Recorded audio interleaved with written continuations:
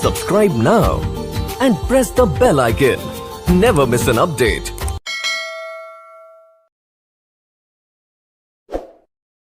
रामजी राज recording studio, Hanuman मंदिर, चौक।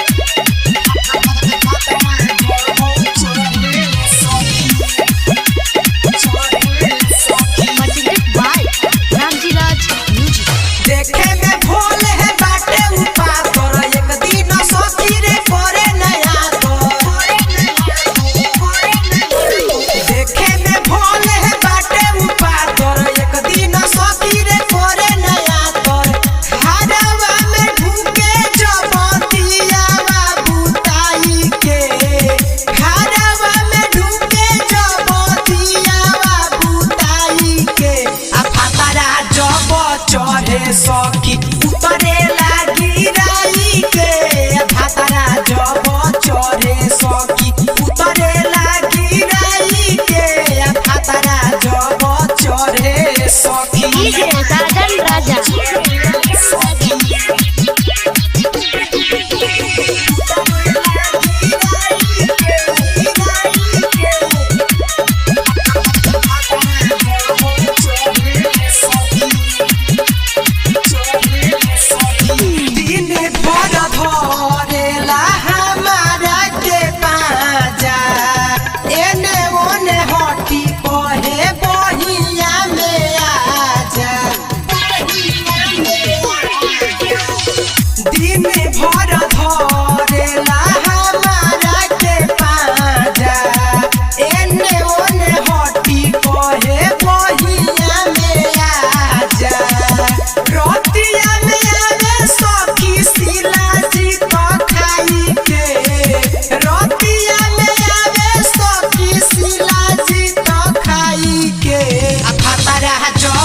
चढ़े सखी उतरे लागी राई के भातरा जब चढ़े सखी उतरे लागी राई के भातरा जब चढ़े सखी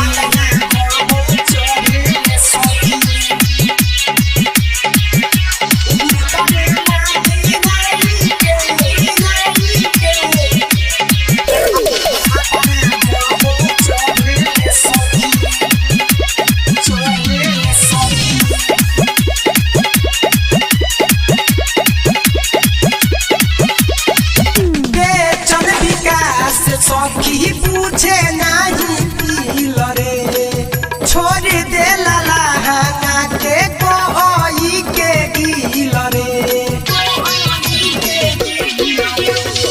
और अर्जुन रविंदर सखी पूछे नहीं पील रे छोड़ दे कोई के लहंगा के गिल रे हारे कोई बानी हो सुनो